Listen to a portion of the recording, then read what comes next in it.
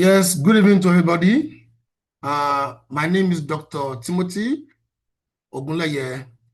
On behalf of the association, I would like to officially introduce our speaker for today. But before then, let me first of all introduce our association, that is Ola-Oluwa Local Government Indigenous Unity Forum.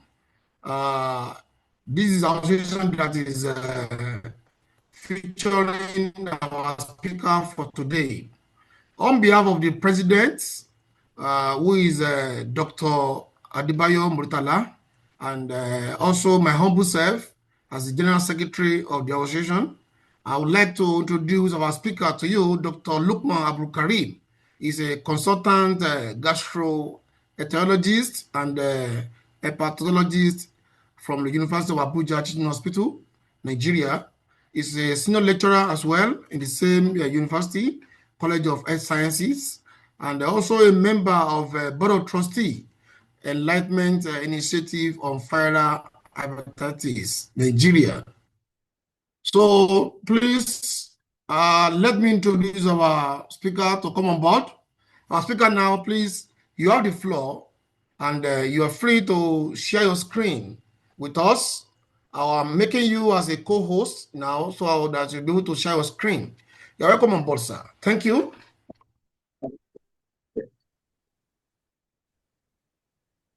Okay, thank you very much for the introduction, for your kind words.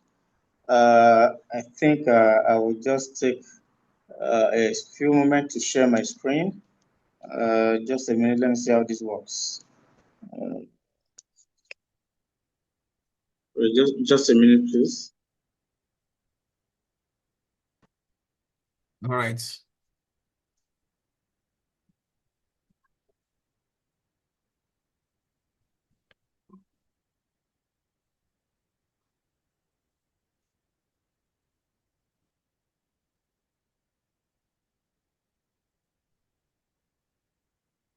So the device I was meant to use is being used by another person. So I just have to adapt to this other device. Just a moment. Okay. Okay.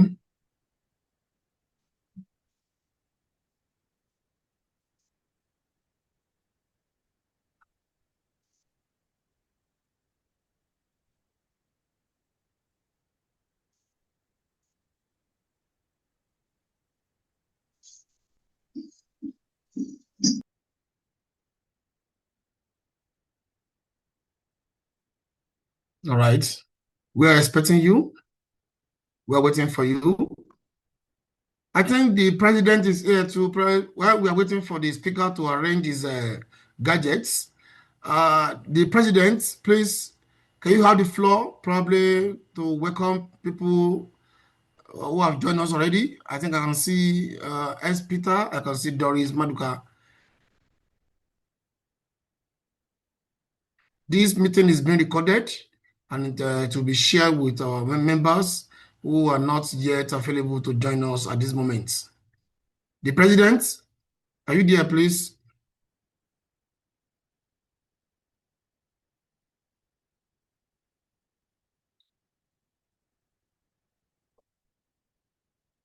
The president, are you there, please?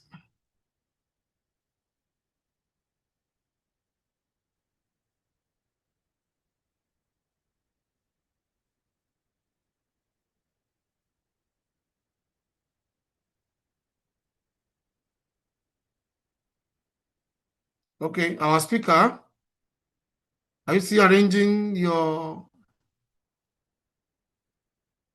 maybe you can pause our recording. Okay, so the recording is resumed now. Okay, so thank you very much, Dr. Timothy.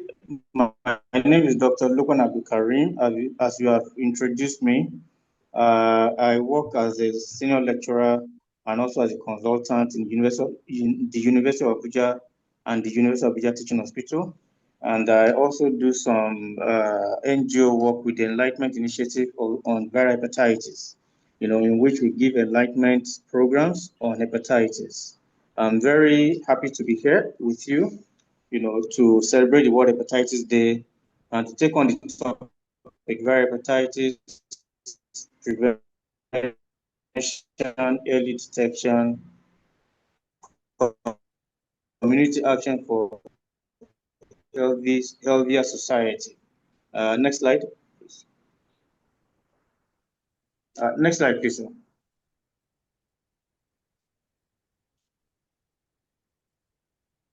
So as we all know, World Hepatitis Day is 28th of July, and the theme for this year is teaching the general public about viral hepatitis, particularly hepatitis B and C, which are the major causes of complications, namely liver cirrhosis and liver cancers in our environment.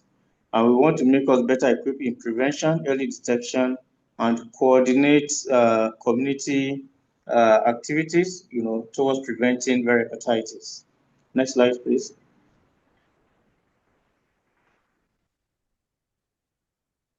No disclosures. Going back to school, biology, we all know where the liver is. It's the largest internal organ in the body.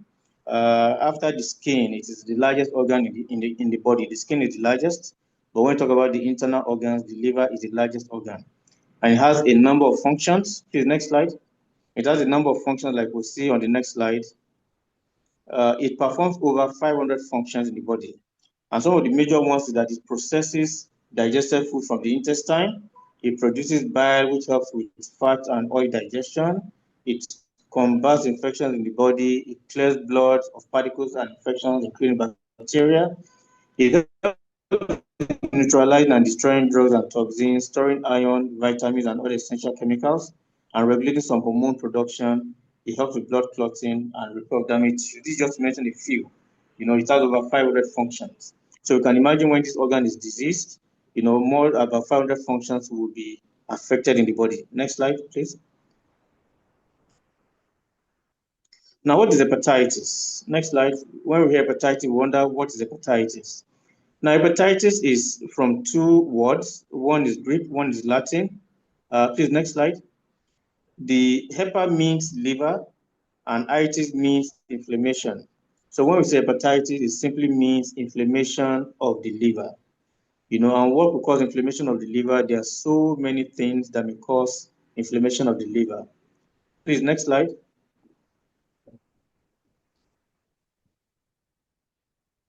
Yes, just as I said, hepa is a Greek word meaning liver. Itis is a Latin word meaning inflammation. So putting it together is hepatitis. And when we look at all other organs, when we look at the tonsils, and we say tonsillitis, it just means inflammation of the tonsils. When we say appendicitis, it just means inflammation of the appendix. So likewise, hepatitis just simply means inflammation of the liver. Next slide.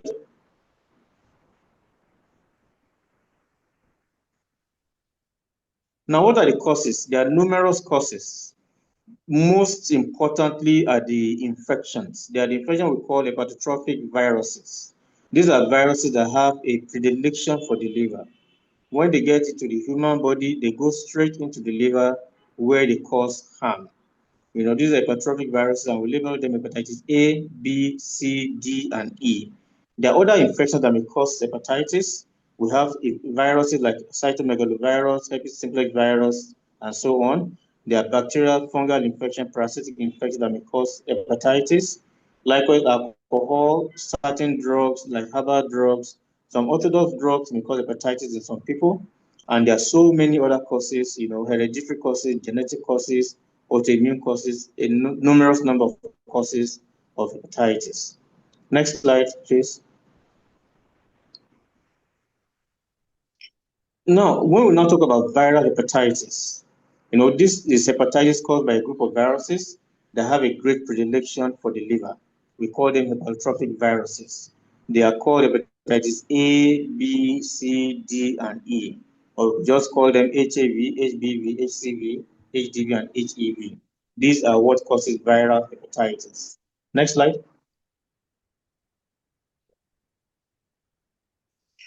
Now, in viral hepatitis, there's what we call acute viral hepatitis. There's what we call chronic viral hepatitis. Now, in acute hepatitis, this is when hepatitis causes short-term illness, illness that lasts less than 6 months and it completely resolves. Now, in chronic hepatitis, this causes long-term illness, and particularly you have hepatitis B, C, and D. They can cause long-term illness, and usually the infection may be there for years, even for a lifelong, it may be there. And it's a major problem. We should know that hepatitis A and E do not cause chronic illness. They usually resolve within, weeks, maximum 6 months. And the illness, whether acute or chronic, may be symptomatic. In most people, it may be asymptomatic. Particularly in the chronic infection, it may be asymptomatic. Next slide. Now, transmission. We need to understand the transmission in order for us to know how to prevent, hepatitis. Now, there are two major routes of transmission.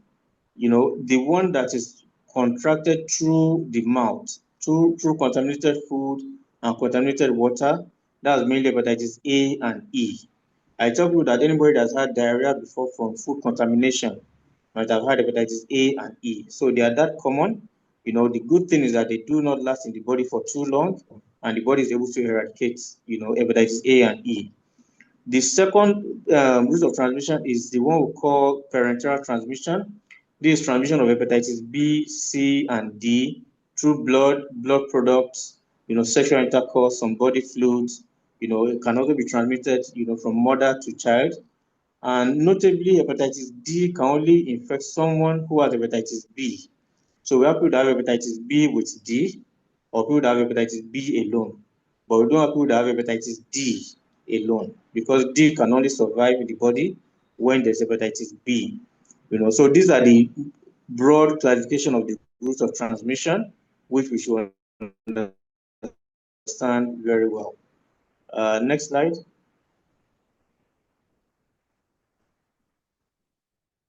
Yeah, next slide, please.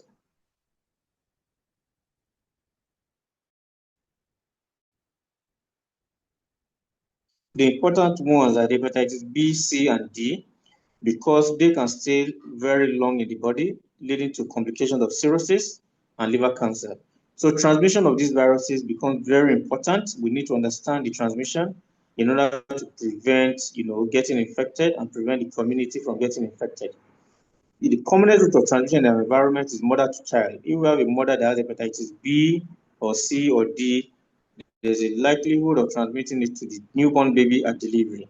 Then among unvaccinated children, children that were born before the era of hepatitis B vaccination, they could also infect one another, maybe through wounds, sharing shafts, things like that. Then through breaks in the skin, there could be contact with, when there's contact with blood or open sores of an infected person, this may also transmit hepatitis B and C.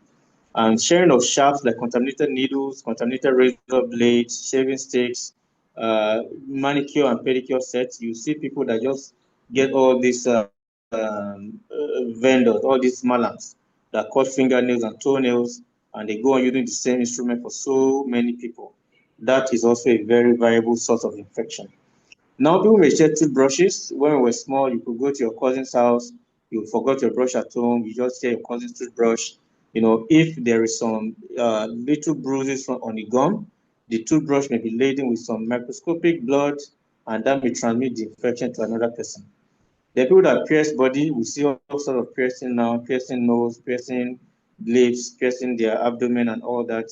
If the instruments used are not properly sterilized, they could transmit hepatitis B, C, and D. Of course, tattooing, sharing other shafts could also transmit it. In some societies, we have where they do mass circumcision. They line up children of about the same age and use the same instrument to circumcise many children. So by the time you circumcise one that has hepatitis, the instrument could go on to infect other people. Then people that abuse IV drugs, they share needles.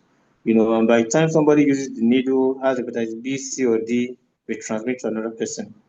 And also importantly, sexual transmission. Then hospital-acquired infection, particularly through contaminated instruments, improperly screened blood or blood products. So patients could be at risk. Likewise, health workers too could be at risk. And for one reason or the other, household contacts may also be at risk of contracting hepatitis B. If there's somebody in the household that has hepatitis B, they may unknowingly share sharps, maybe needles, blades, other close contacts, toothbrushes, things like that may, spread hepatitis B within the household, particularly when people are not immunized against it. Please, next slide. Okay. Now, this picture just shows the two most important routes of transmission in our environment, mother to child. When the mother has hepatitis B and if the child does not get proper immunization, the child will get infected right from birth. And when an infant becomes infected, there is more than 90% chance that that infant will grow into adult life with hepatitis B, will go on to develop chronic infection. Likewise, children about the age of 5 to 6 years, if they contract the infection, there's more than 50 to 6% likelihood that they develop a long-term infection called chronic infection. In adult life, the good thing is that in adult life, somebody gets hepatitis B, chances of it becoming chronic is less than 5%. So most adults, they go on to eradicate hepatitis B in the acute phase, and children, infants, they may go on to have a chronic infection that follows them up to adult life. Please, next slide. Now, this just shows some areas where hepatitis could be transmitted. People that have tattoos, people that do body piercing, people that use IV drugs themselves, blood transfusion, if it's not properly screened. And as simple as toothbrush is, it could likewise transmit the infection, when shared with somebody that has hepatitis B or C. Next slide. Now, the hepatitis C and B, they share similar routes of transmission. But it's important to note that the risk of sexual transmission for hepatitis C is lower. In fact, in our practice, we rarely see people in which husband and wife both have hepatitis C. Rarely do we see that. It's more common to see with hepatitis B. And this attests to the fact that hepatitis C is not commonly transmitted sexually. Likewise, mother-to-child transmission is also lower for hepatitis C. This is commoner with hepatitis B, and there are ways in which we try to prevent mother-to-child transmission, nowadays, which we'll also talk about during the course of this lecture. Next slide, please.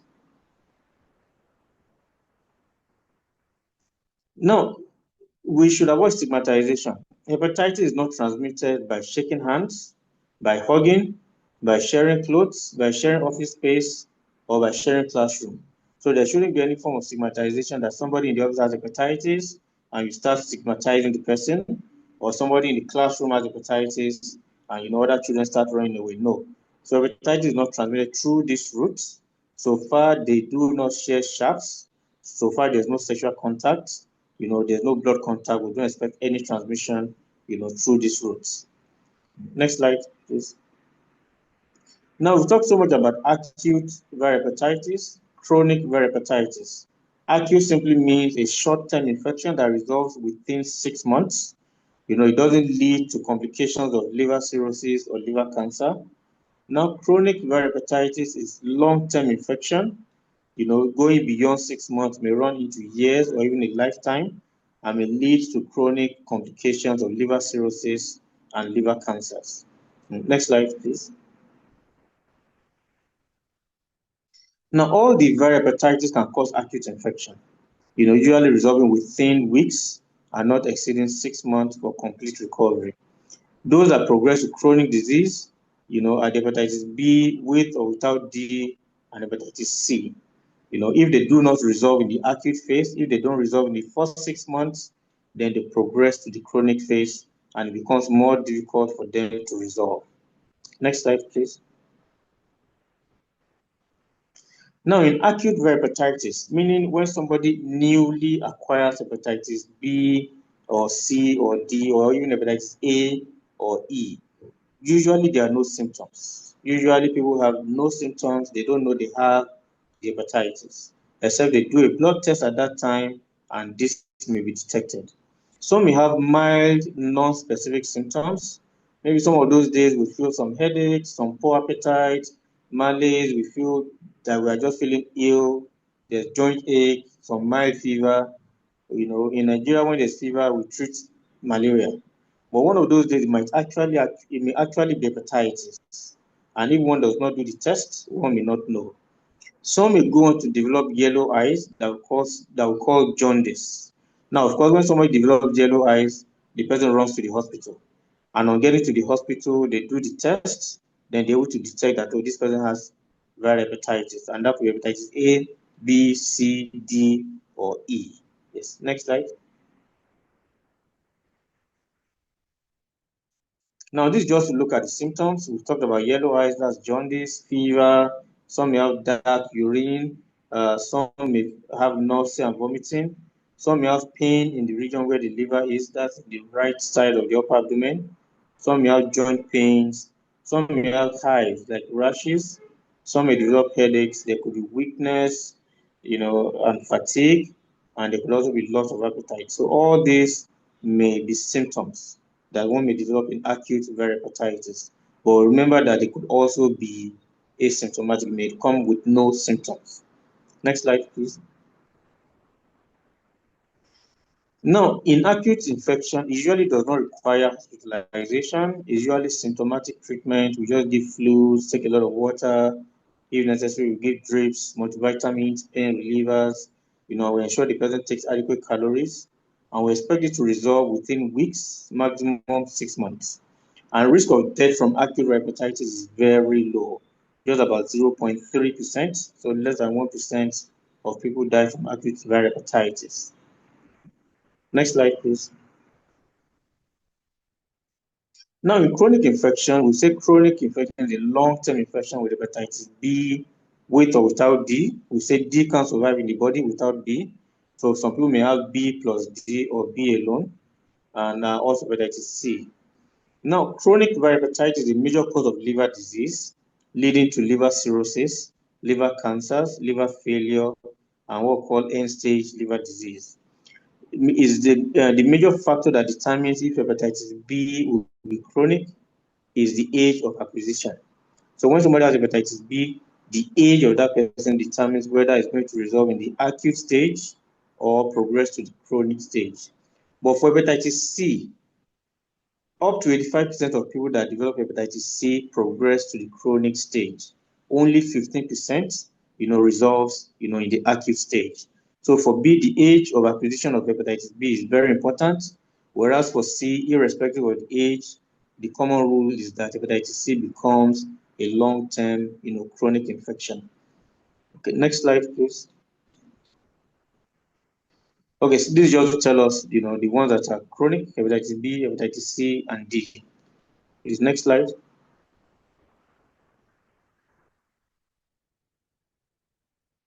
Okay, so we talked about chronicity, that's long-term infection. For hepatitis B, more than 90% develop chronic infection if they get infected as children, as infants, whereas as adults, just about 5 to 10% develop chronic infection. But for hepatitis C, whether as infant or adult, it's almost everybody develops a chronic infection. Whereas for hepatitis D, when it comes along with hepatitis B, chance of chronic infection is just about 2%. But if somebody has chronic hepatitis B before and now develop what we call a super infection with hepatitis D, then chances that hepatitis D becomes chronic is 90%. Okay, next slide. Okay, this still just shows us the risk of developing chronic infection when exposed to hepatitis B. The older you get, the lower the risk of developing chronic infection. Okay, next slide.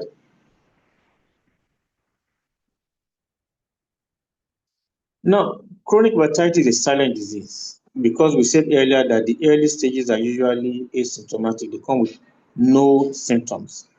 Now, when they now have symptoms, the liver is often severely damaged before the patient is symptomatic and becomes aware of the infection. In fact, in the hospital, when we see people with liver cancers, liver cirrhosis, there would have been extensive damage to the liver, when these people come with symptoms. Whereas when people have chronic infection, long-term infection, they have no symptoms usually. until these complications develop. Please, next slide. Now, hepatitis B is called the silent killer. Next slide. And the reason it's called the silent killer is that many people have no symptom for years. Liver damage progresses silently. And all symptoms often appear when there are serious complications already. So they call it the silent killer. When somebody has a liver cirrhosis or liver cancer, it's probably the person has had hepatitis B for decades, without knowing because there were no symptoms. And they just slow damage to the liver over a long period of time. Next slide, please.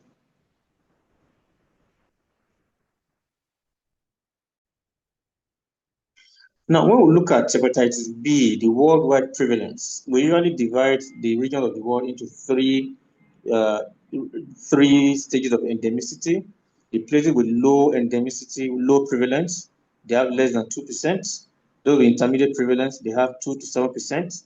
Those with high prevalence, as you can see in the map, including sub-Saharan Africa, we have more than 8% prevalence of hepatitis B. And when we look at the population of about 220 million, you can see that that is a huge number of people with hepatitis B infection. Next slide.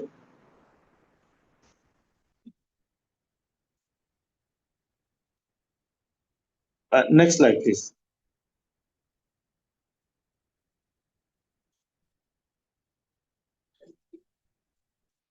Now, globally, when we look at the global impact of hepatitis B, Nigeria is among the countries with the highest viral hepatitis burden.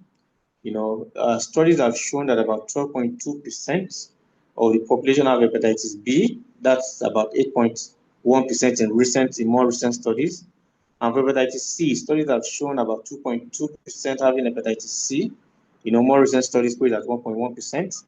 And everybody knows about HIV, and the prevalence of HIV is particularly low, just about 2.1%. When we compare this to hepatitis B, we see that hepatitis B is more of a problem, than HIV that everybody knows about. Okay. Next slide, please. Now, hepatitis B is 100 times more infectious than HIV, 10 times more infectious than hepatitis C. So in the clinics, we explain this by saying that if a needle is infected with hepatitis B, hepatitis C, and HIV, and that needle should pierce someone, that person is 100 times more likely to contract hepatitis B from that, compared to HIV. And that person is 10 times more likely to contract hepatitis B compared to hepatitis C. So it's a highly infectious virus, and it can survive in the human body at room temperature for at least 7 days and still be infectious. So when a blade or a needle or something is contaminated with blood, that's hepatitis B. Over the next 7 days, if that gets in contact with another person's bloodstream, it could actually still transmit the infection. So we need to be very careful with shafts, particularly needles and blades. Next slide, please.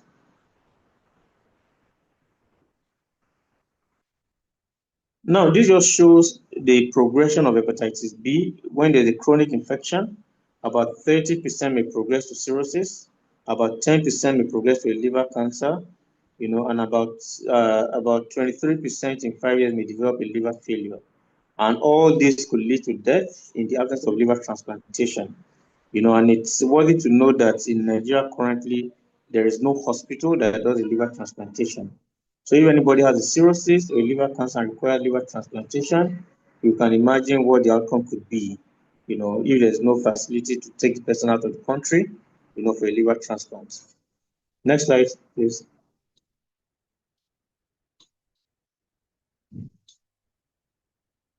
Now, hepatitis C is called the slow killer. We say B is the silent killer, while C is the slow killer. Next slide.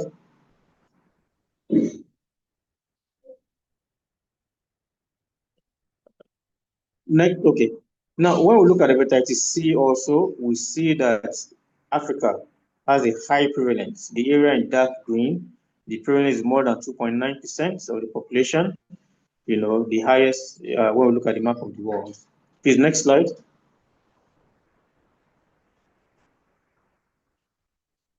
And when we look at the natural history of hepatitis C, it's called a slow killer because it takes about 25 to 30 years, before it causes a liver cancer or before it causes a liver cirrhosis.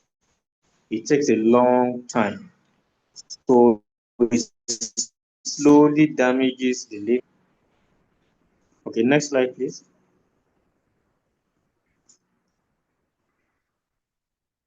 And hepatitis C, apart from the fact that it affects the liver, it has the potential to affect so many other body parts.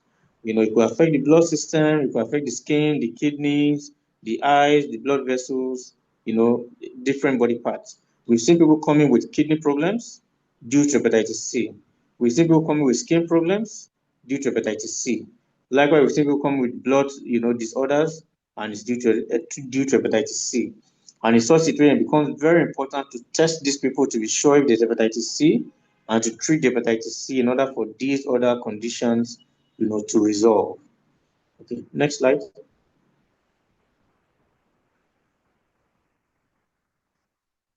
Now, when we talk about chronic hepatitis, and we say it's asymptomatic, people may have no symptoms, and we say it doesn't show on the face. I think it was era of HIV, they used to say that it doesn't show on the face.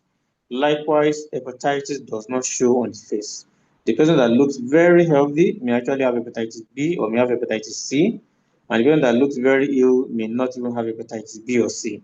So, when we look at this picture, the picture of so many people here, you can't tell who has hepatitis B or hepatitis C. When there's chronic hepatitis, particularly when there are no complications of cirrhosis, or liver cancers.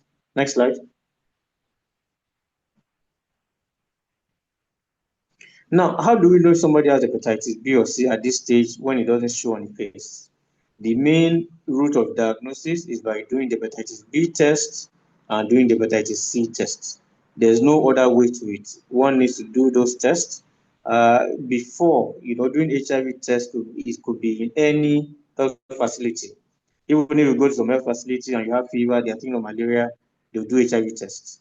So we want hepatitis B and C test to become like that so that people can know their status. They could know if they have hepatitis B or C so that they can be adequately treated, before they develop any form of complications. Next slide. Now, when we look at treatments, hepatitis B can be treated with antiviral drugs, though there is no cure yet. Now, when we talk about treatment and we talk about cure, it's like talking about malaria. You can take anti-malaria to cure the malaria, right? But if somebody is hypertensive, you can take BP drugs to treat the hypertension. Treating the hypertension so that the hypertension doesn't damage the kidneys, doesn't damage the heart, doesn't cause a stroke. So likewise, hepatitis B can be treated with antiviral drugs so that it does not damage the liver. But currently, there is no cure for hepatitis C and for hepatitis B. And not everyone with hepatitis B requires treatment. When somebody has hepatitis B, there are certain tests that help to determine if the infection is active and requires treatment, or if the infection is inactive and does not require antiviral treatment.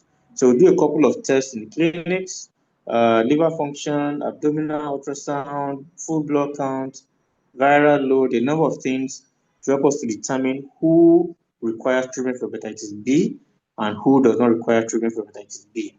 And those that do not require treatment, we always counsel them on monitoring. Periodic monitoring, like once in 3 months, once in 6 months, depending on the situation, so we can be sure it remains inactive. And if it's active, we start treatment and we also monitor while on treatment. Okay, next slide. And it's important to see a doctor that specializes in liver disease for proper evaluation and treatment. There are a number of doctors that do not know so much about hepatitis B, and they may end up misleading patients. So you should ask to see a specialist so that you can have, the correct treatment. And the current treatment for hepatitis B is potentially lifelong. So like when somebody when somebody is hypertensive and the person is placed on antihypertensive drugs, we know that those drugs may need to be for life. Then we need to also look at treatment of infected pregnant mothers, because we don't want them to give birth to children that will now get infected. So when a pregnant mother that has hepatitis B, we want to ensure adequate evaluation and treatment. I also want to do what is called the prevention of mother-to-child transmission by giving the newborn baby some injections that are called the hepatitis B immunoglobulin, which helps to prevent the baby from getting the infection from the mother. And likewise, the baby is meant to start the hepatitis B vaccine right away so that to prevent, getting an infection. So this is very important because we don't want the future generation to have an infection that is potentially, preventable with vaccines. Okay, next slide. Now, okay, I mentioned earlier the prevention of mother-to-child transmission is very, very important. We want a new generation without any burden of viral hepatitis on them. And we achieve this by doing routine screening for all pregnant women when they come for antenatal screening. They do their blood test for hepatitis B, hepatitis C, and HIV infection. And of course, if any of the infection is seen at that time, the person is properly evaluated, and treated. And for hepatitis B, we want to treat infected mothers. Then for the newborn baby, the hepatitis B virus immunoglobulin and also vaccines should be given right away. And we also do contact tracing. Of course, once there's a pregnant woman with hepatitis B or C, we want to know who the husband is. The husband should also screen. We want to know who the siblings are. The siblings should also screen. And we want to even know if she has other children. Other children that she has should also screen for hepatitis B. So that's contact tracing, so that pregnant woman may end up helping us to identify many more people, with hepatitis B, so that they can also benefit from evaluation, and treatment. Okay, next slide.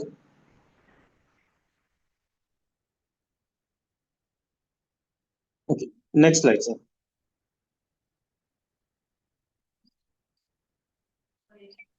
Okay. So now hepatitis C is curable. In fact, now we say hepatitis C can be treated like one is treating malaria. It can be cured by a combination of specific antiviral drugs. Treatment usually about 8 to 12 weeks, more commonly 12 weeks. But it's very important to see a doctor that specializes in liver disease for proper evaluation and treatment of hepatitis C. Usually, with drugs we use now, more than 95% of people with hepatitis C, get cured, from the hepatitis C. Okay. Next slide, please. Now, there are a lot of misinformation about hepatitis. I see patients that they will say, oh, I've not been taking protein because of hepatitis. I've not been eating meat. I've not been taking oil. I've not been taking red oil. That you take a lot of sugar, buy sugar cane and keep in your fridge. All these things are fake news. When we have patients that have hepatitis B or hepatitis C, we encourage them to take a balanced diet. There's nothing scientific, there's nothing medical about stopping them from taking proteins, from taking oil, or that they should be taking a lot of sugar. All these are just fake news, that may even affect some people's diets. We've seen people that have lost a lot of weight, because they've not been taking proteins, just because somebody told them that they shouldn't take protein because of the hepatitis B. So we should try to, discard all this kind of fake news. Next slide. Now, when hepatitis B or C is left untreated, hepatitis B that is active is left untreated, or hepatitis C is left untreated, this may lead to cirrhosis. That's when the liver becomes shrunken, and hardened. Or it could lead to liver failure, and likewise it could lead to a liver cancer. So these are consequences of, treated chronic hepatitis. Next slide. Now, when people develop cirrhosis or they develop liver cancers that are complications of, chronic hepatitis, they may develop easy tiredness. They do small work, they get tired easily, they may feel unwell, some may have jaundice, some may have body itching, There could be abdominal swelling with fluid in the abdomen, or there could be a mass, a liver mass causing an abdominal mass. They could have significant weight loss, and they could also have right upper abdominal pain in the location of the liver. Some may also have leg swelling, and some may even have bleeding from the digestive tract. These are symptoms of complications, from chronic hepatitis B or hepatitis B or C. Next slide, please. Okay, this is just a diagram to show some of the things we see when people have complications from liver cirrhosis. Their skin could become yellowish, that's jaundice. Their eyes may be yellowish. They could become confused. They may have what we call spider angioma, in which those are just some red lines on the body. They may start to lose body hair. You see the armpits, there's no hair there. You see the pubic area, the hair is lost. Then there's wasting, that's they begin to lose weight. Then some blood vessels may become more prominent. They may develop fluid in the abdomen, and their palms may become reddish. These are some features of liver cirrhosis. Next slide, please. Now, when we see patients, having abdominal swelling, like you can see in this diagram, in these pictures, when they have abdominal swelling, it tells us that the damage to the liver is very, very severe. And these are also consequences of viral hepatitis. Next slide. Now, in prevention, what do we do? What we are doing now, we are trying to prevent, hepatitis B, because knowledge is power. We need to enlighten the public about hepatitis. And when the public is enlightened about hepatitis, they know what to do to prevent infection. They know how to, ensure proper hygiene so that they can prevent those that are transmitted orally, and also how to avoid sharps, what to do when they go to the hospital so that they can prevent, getting hepatitis B or C. The community needs to be aware, about hepatitis B and C. When we do some basic studies, testing about knowledge, you see some people that have never heard of hepatitis B or C before, and when they are not aware of the route of transmission, how would they even prevent, getting infected? Then there are another important things that we should avoid: stigmatization. There's no reason we stigmatize anybody with hepatitis B or C. We've seen places, places of work, they want to employ people, and because the person tested positive with hepatitis B or C, they deny the person employment. Such things should be avoided. Being hepatitis B or C positive does not affect that person's performance. And such people might have even had hepatitis B or C due to no fault of theirs. If they had hepatitis B from childhood, it's not their fault. Then screening and testing is very, very important. Most time when we do public awareness about hepatitis, we go ahead to screen people for hepatitis. At times, that may be the first time somebody will realize he has hepatitis B or C. So we should all endeavor to screen for hepatitis B and C. As we said, it doesn't show on the face. As we said, there may be no symptoms. The only way one may know if one is infected or not is to do the hepatitis B and C tests. Then we should also ensure preventive measures. We shouldn't share sharps, needles, blades, toothbrushes, manicure sets, pedicure sets. We shouldn't share all those things. So lifestyle modification is very, very important. Sexual practices too, very important, so that one does not have, unprotected intercourse, and getting hepatitis B or C from such situations. And when one does the test for hepatitis B, if it is negative, it is very important to get the vaccination. The vaccination is highly effective, such that once one is vaccinated, one is, one is protected from getting hepatitis B in future. Unfortunately, there's no vaccine for hepatitis C. We usually say that the one that has no cure, hepatitis B, it has vaccine. But the one that has no vaccine, that's hepatitis C, it has a cure. So at least there's room for vaccination when it comes to hepatitis B. Now, childhood vaccination is also very important.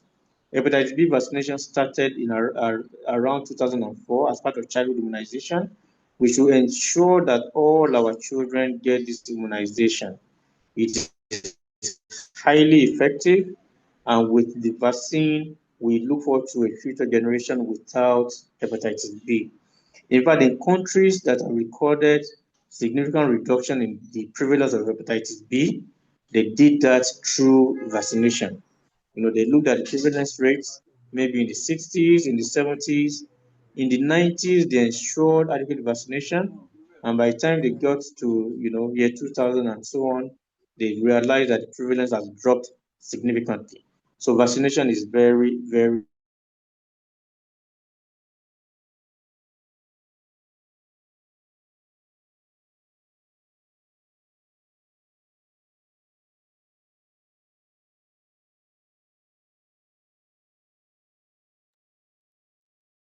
I did not hear you again from this end. I hope there's no problem. Doctor, I did not hear you again from this end. Looks How like one is there is a network problem from his side. okay, doctor. Okay. No problem.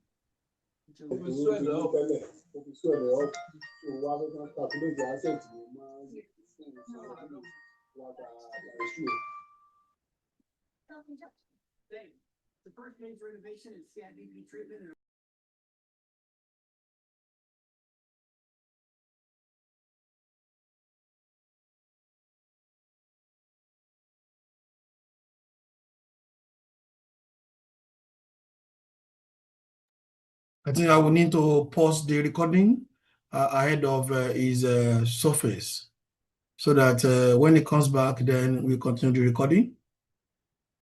So we have resumed the recording. Please, you can continue. okay. So we can go to the next slide. I hope I finished this slide already.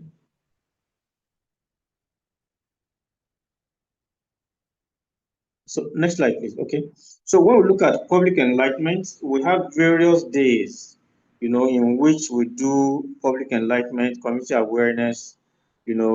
As I said earlier, I belong to the Enlightenment Initiative of Viral Hepatitis, in which we do periodic webinars. We do public enlightenment in different parts of the country, different populations, and we try to break it down to let people understand what hepatitis is like and what it's all about. And we also celebrate the World Liver Day on 19th April. We use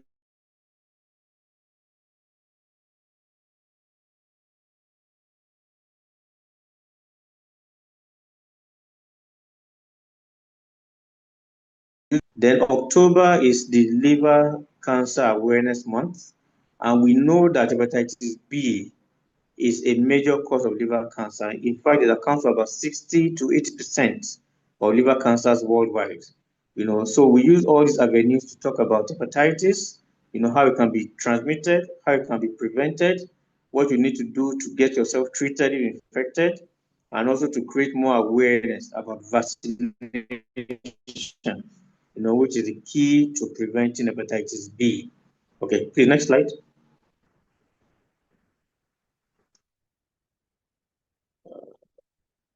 Next slide, sir.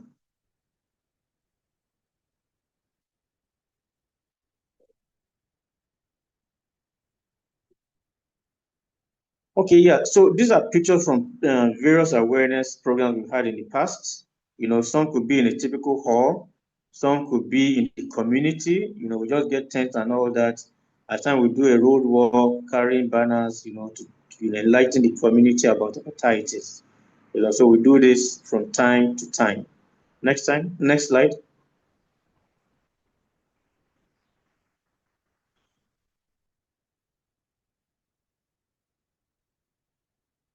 Now, why should people be tested for hepatitis B? We said earlier that testing is the only way you can know you have the infection, or the only way you can know that you are not infected. And treatment is available for hepatitis B, cure is available for hepatitis C. So it's somebody that gets tested that will know whether he needs to get treatment for hepatitis B or C. And of course, when you get tested, you are able to tell your family members to test. You're able to keep your family healthy, and you're able to, keep the community healthy. So it's very important that we advocate for testing. People should test for hepatitis B. And of course, those that test negative should also know that there's a safe and effective way to protect oneself from hepatitis B. So the hepatitis B vaccine is very, very important, after one has tested negative, to hepatitis B. Next slide, please. Now, likewise, when we do public enlightenment, we do testing. We do testing. Those that are negative, we encourage them to get immunization as soon as possible. Those that are positive, we link them to care. We tell them which hospital they can go to so that they can get adequately, they can get adequate evaluation and treatment as necessary. So linkage to care is very important at the community level. Okay, next slide.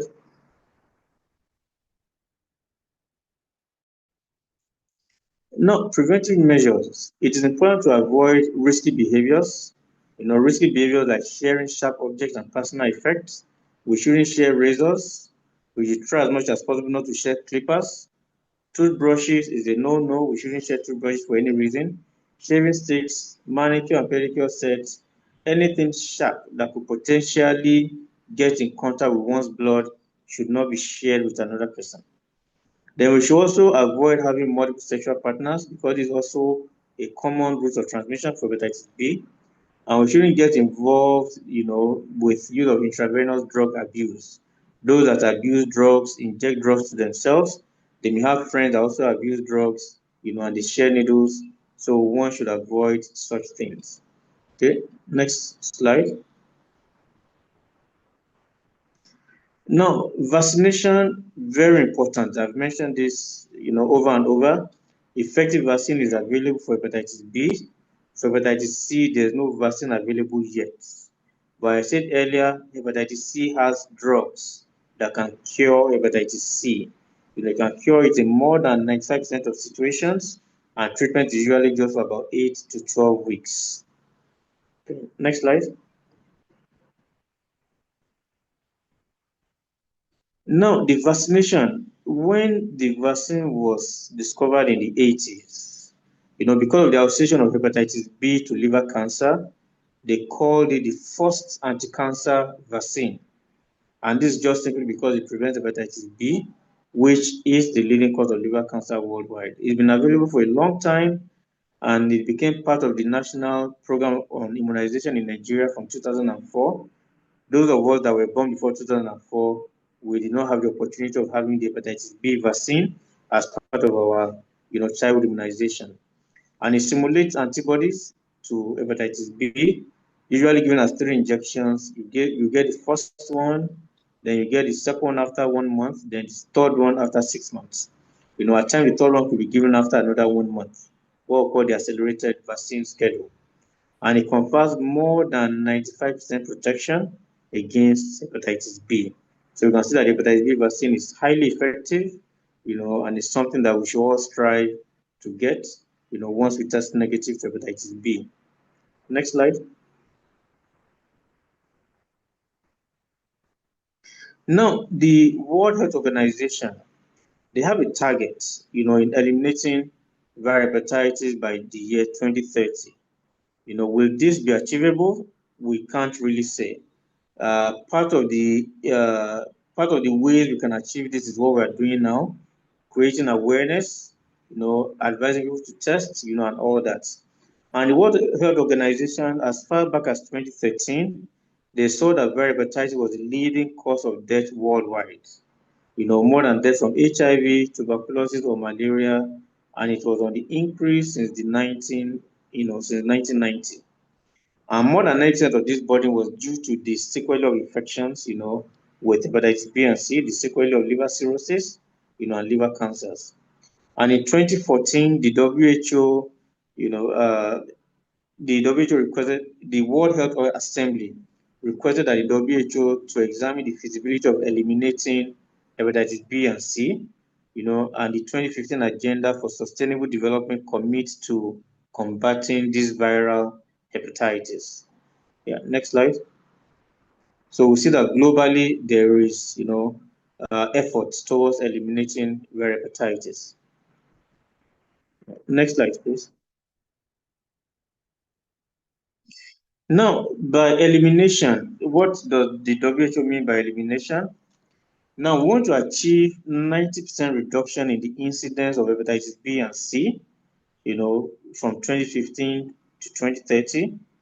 I want to achieve at least a 65% reduction in the mortality from hepatitis B and C from 2015 compared to 2030.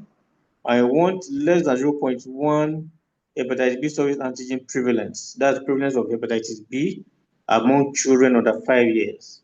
Of course, children under 5, we want all of them to get the vaccine, so that they do not get, the infection. Okay, next slide, please.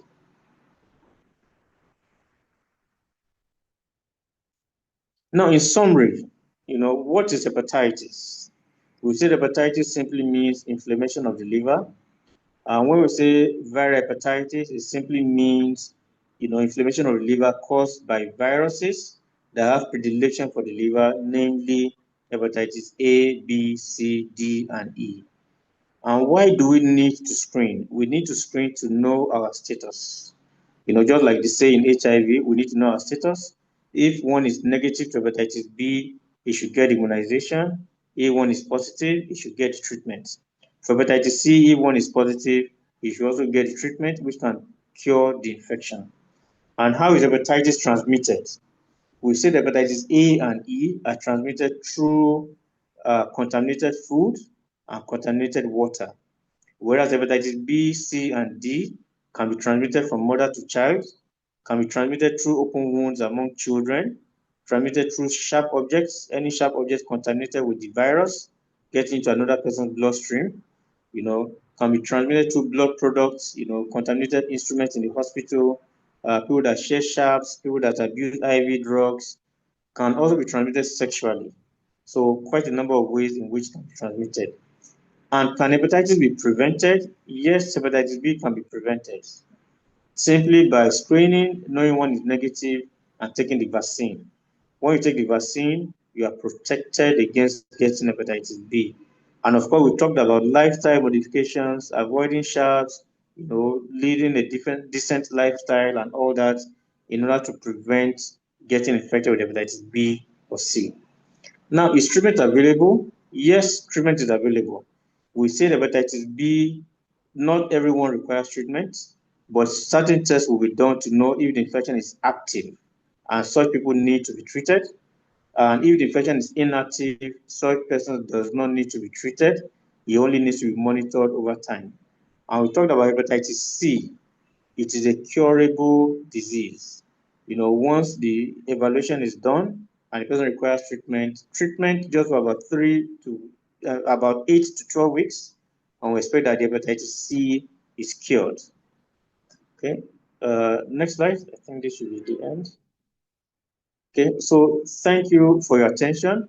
I think with the enlightenment, the knowledge we've tried to pass on hepatitis, we believe that we now know routes of transmission, we know how to prevent it, and we know how to mobilize the community for screening for screening tests, for enlightenment programs, so that more people know about hepatitis B and C, more people screen, get immunized and get treated as necessary. Thank you very much for your attention.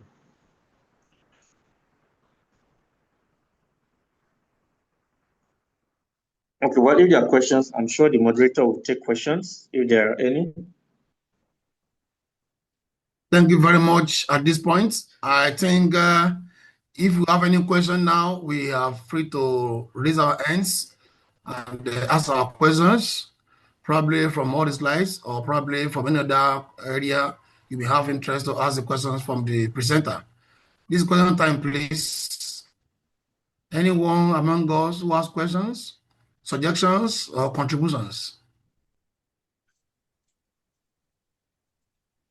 Yeah, I have a question. Good evening, everyone.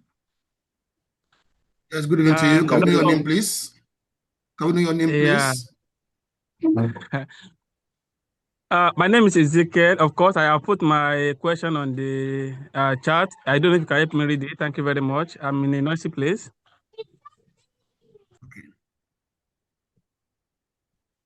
Okay, let me read your question. Yes. Okay, what What a wonderful presentation. Thank you, Dr. Lukman. My friend is tested for HBsAg positive. What can he do, sir?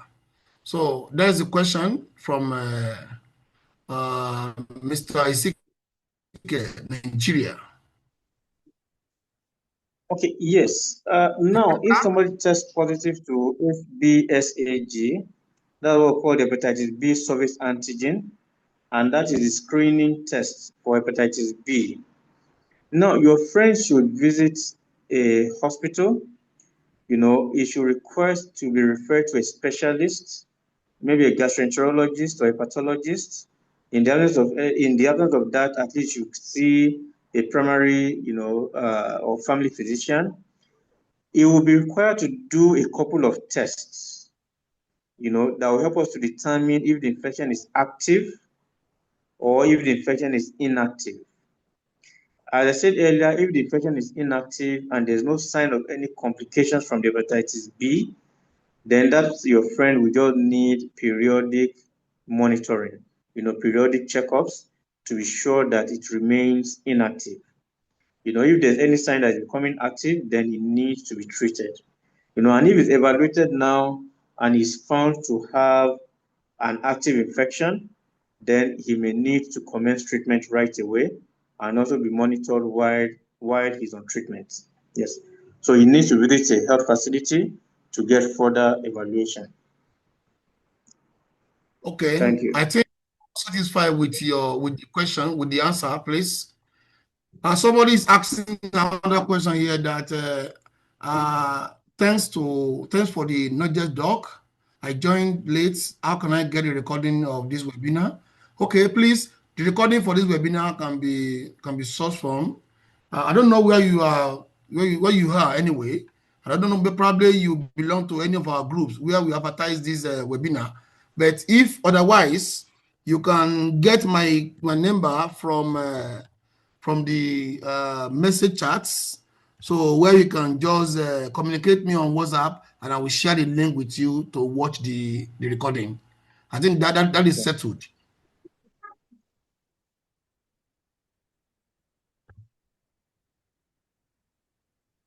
Any other question, please?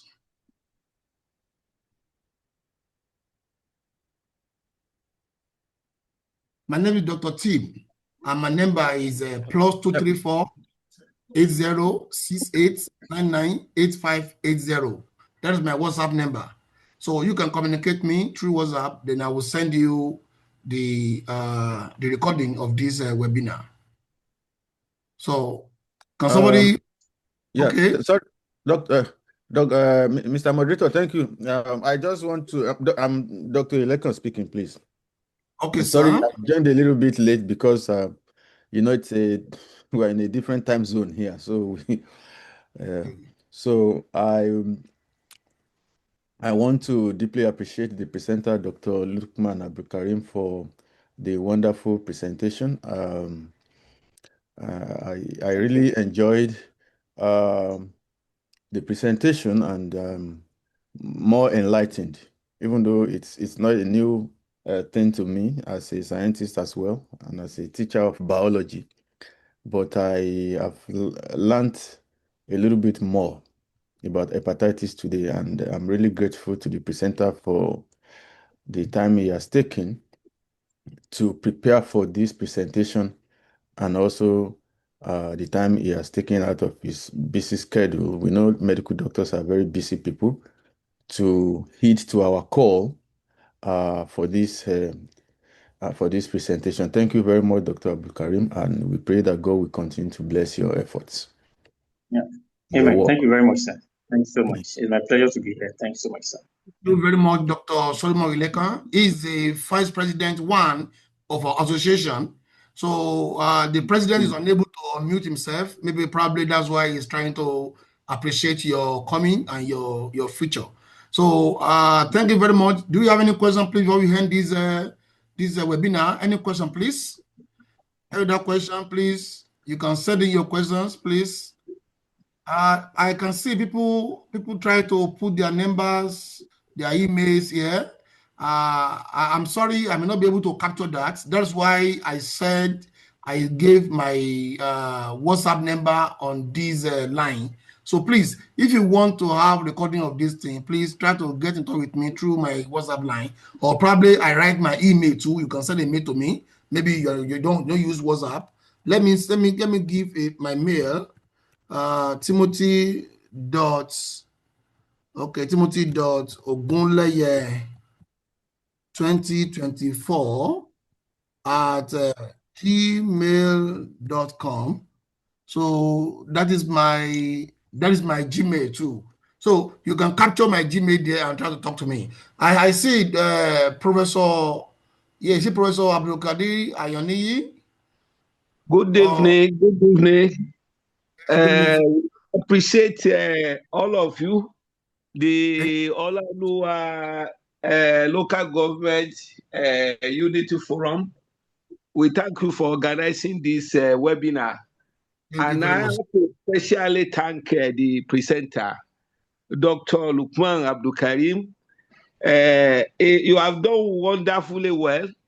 I quite appreciate the fact that you are able to come to our level by explaining in details. In fact, this lecture, honestly, is like the guy meeting the town, because you are able to give us and then the clarity has left anybody in any doubt about viral hepatitis. Thank you so much. Thank you for your time. Yes, sir. And thank you for your resources. You're welcome. Thank you, sir. Yes, sir. Thank you for the time. Thank you. Regards to the family. Yeah, thank you very much, Professor. I also want to sincerely appreciate the talk today on behalf of the association, Ola-Oluwa Local Government Unity Indigene Forum, Osun State, Nigeria, is the organ, like an NGO organ, trying to sensitize the public about hepatitis virus. And we have brought in an expert, and the expert has already talked to us. And that, even with my level of education and exposure, today I'm able to take away about 4 important points from his lecture.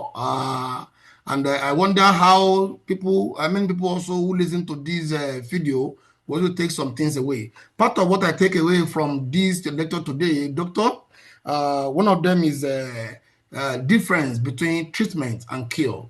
You can treat a disease, you may not cure a disease. Some disease can be cured without being treated. Some disease can be treated without being cured. So treatment and cure, the both 2 terms are different. And also the issue of acute and chronic. When a disease is acute, that means it's short. I don't think it's a chronic, that means a long-term disease. So all those medical terms, they are very important for somebody to understand them. And also, I also grab another point of systematic and asymptomatic. These are also medical terms that one should also get into your brain. And then lastly, everyone needs to go for the tests. We have to test our blood, our body, our system. Either we have this disease, and once we have it, once it does it, then we can treat it at the beginning before it becomes more chronic in our body system. So if we go for test and it is discovered that we have any of these hepatitis, which is different from HIV/AIDS, so they may have similar symptoms, but they are different. So if you are tested positive about this, it is earlier better to get the treatment for it and get it cured eventually, and so that before it becomes more chronic in our body system. Because if it becomes more chronic, that becomes probably this cancer, maybe liver cancer and what have you. So please, I want to urge everybody listening to this webinar today that at the end of this webinar, let us find the means, get some money, and let's go and do medical tests about hepatitis. That will make us to know the status of our body system. When a car is 40 at initial stage, it's like our body is like a car, it's like a motor. When it has a fault at initial stage, when you have to spend 5,000, 10,000 to cure, to handle the faults within a car, if you refuse to spend that small amount of money, if the fault in the car get expanded, get chronic, then you begin to spend 100,000, 200,000 to cure it. To handle that problem in the body of the car. So that is the same thing with our own body. We can go to hospital and get tested for this with a token amount of money that can be manageable, instead of us living it until it become more chronic in our body system, and then we begin to look for millions of naira before we can get it treated. So I want to urge everybody listen to this webinar that is very important for us. After this webinar, we go into hospital probably in the next few days and get ourselves tested. Personally, I appreciate you, Doctor, for this wonderful presentation. Thank you very much. It is not these 2 hours that you have spent with us. We have to consider the number of hours you have spent to prepare the slides and the number of stress you have undergone to prepare your material. So we appreciate you. There's nothing we can give you that we try to commensurate with the level of your the intelligence you have shared with us today than to say God bless you. Thank you very much, everybody. God bless you for being with us from beginning to this present moment. I appreciate you on behalf of the President, Dr. Hadibayo Muritala. Thank you very much. God bless you. Another ESCO who are presently with us and those who are not with us at the moment, probably because of one part or the other. So we appreciate everybody.